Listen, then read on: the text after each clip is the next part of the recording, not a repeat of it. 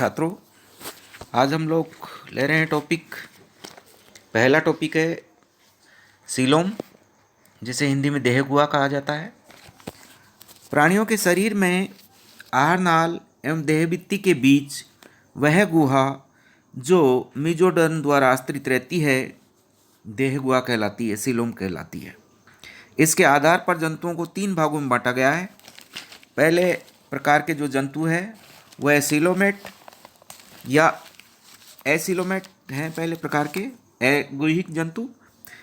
इन प्राणियों में देह गुहा का अभाव होता है। कुछ प्राणियों में देह भित्ति एवं आहारनाल के बीच गुहा तो उपस्थित होती है, लेकिन वह मेसोडर्म से आश्रित नहीं रहती है। ऐसे प्राणी एसिलोमेट कहलाते हैं। और इसमें आप लोग उदाहरण जो देंगे वो देंगे संघ प्लेटीहेलमिन्थेस के जंतु। दूसरा जो प्रकार है वह है सूडोसिलोमेट या कूट देहगुहिक।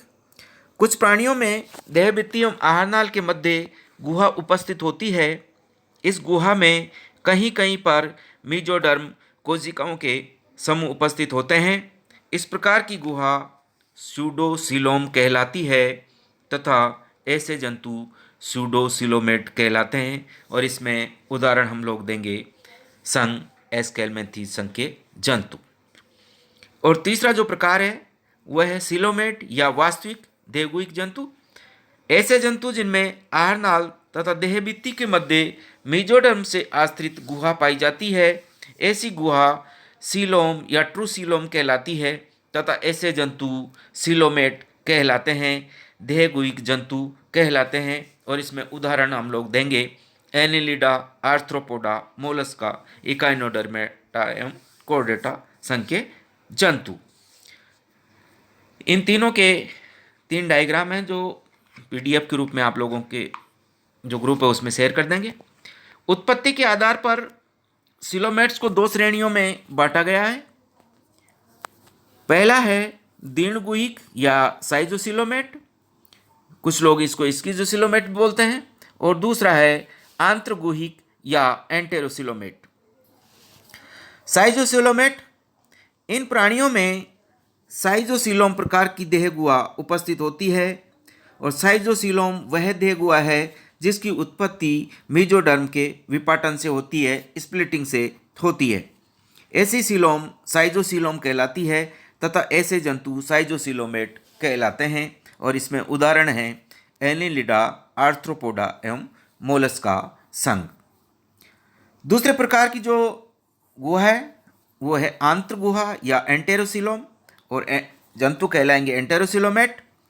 इन जंतुओं में एंटेरोसिलोम प्रकार की देह गुहा पाई जाती है। इस प्रकार की देह गुहा की उत्पत्ति आर्केंट्रॉन अर्थात आधांत्र से होती है।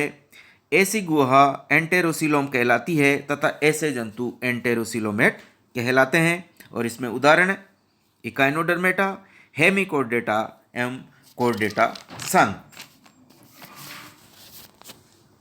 उसके बाद में दूसरा जो टॉपिक है वह है लेवल ऑफ बॉडी ऑर्गेनाइजेशन, शरीर संगठन के स्तर। विभिन्न समूहों के प्राणियों में उनका शारीरिक संगठन अलग अलग प्रकार का होता है। कुछ प्राणियों का शरीर केवल कुछ कोशिकाओं से मिलकर बनता है, जबकि कुछ प्राणियों का शरीर विकसित होता है और उनमें अंग तंत्र बन जाते हैं। तो इस प्रकार से शरीर संगठन के निम्न 5 स्तर पाए जाते हैं।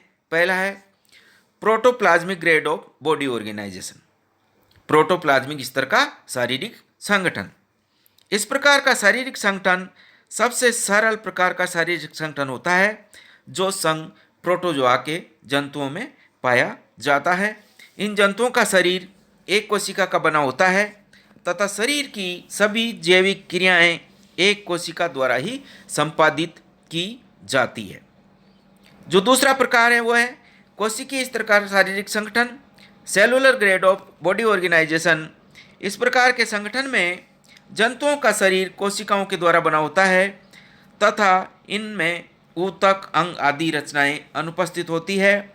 इन प्राणियों में अलग अलग कार्यों का संपादन अलग अलग प्रकार की कोशिकाओं के द्वारा किया जाता है। और इसमें उदाहरण जो है वह है पोरीपेरा संघ के जंतु। तीसरा है कोशिका ऊतक स्तर का शारीरिक संगठन अर्थात cell tissue grade of body organization. इस प्रकार के संगठन स्तर में कोशिकाएं ऊतक बना लेती है तथा यहाँ पर कोशिकाएं दो जनन स्तरों में व्यवस्थित हो जाती है और इसमें उदाहरण है संघ सिलेंट्रेटा। चौथे प्रकार का जो शारीरिक संगठन स्तर है वो है ऊतक अंग स्तर का शारीरिक संगठन, tissue organ grade of body organization. इस प्रकार के संगठन स्तर में ऊतकों द्वारा अंगों का निर्माण किया जाता है, जैसे उत्सर्जी अंग, उत्सर्जन अंग, श्वसन अंग, पाचन अंग, जनन अंग आदि। और इसमें उदाहरण हम लोग देंगे संघ प्लेटीहेल्मिन्थेस के जंतु। और सबसे अंतिम और सबसे विकसित प्रकार का जो शारीरिक संगठन है पांचवा, वो है अंग तंत्र स्तर का शारीरिक संगठन, organ system grade of body organization. इस प्रकार के संगठन स्तर में अंग आपस में मिलकर तंत्रों का निर्माण करते हैं, जैसे पाचन तंत्र, उत्सर्जी तंत्र, परिसंचरण तंत्र, जनन तंत्र, तंत्रिका तंत्र आदि। ये शारीरिक संगठन सबसे उच्च स्तर का शारीरिक संगठन है और इसमें उदाहरण है Nematoda, Annelida, arthropoda, Mollusca, Echinodermata एवं कोर्डेटा संघ के जंतु। उसके बाद में नेक्स्ट टॉपिक है खंडीभवन या सेगमेंटेशन। शरीर का खंडों में विभाजित होना खंडीभवन कहलाता है। खंडीभवन दो प्रकार का होता है।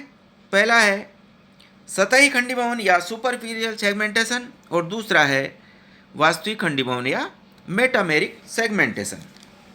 पहला लेते हैं सतही खंडीभवन। जब जंतुओं में खंडीभवन केवल बाहर की तरफ से दिखाई दे तथा भीतर की तरफ से ये जंतु अखंडित रहे तो इस प्रकार का खंडीभवन सतही खंडीभवन कहलाता है। और इसमें उदाहरण कुछ सिलेंट्रेट्स, कुछ प्लेटीहेल्मिन्थेस के जंतु जैसे टीनिया आदि। और दूसरा है वास्तविक खंडीभवन या metameric segmentation.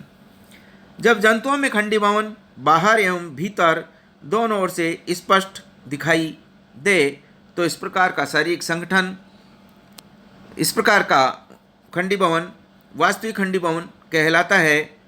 For example Annelida, arthropoda एवं संघ कोर्डेटा के जंतुओं में पाए जाने वाला खंडीभवन। Thank you.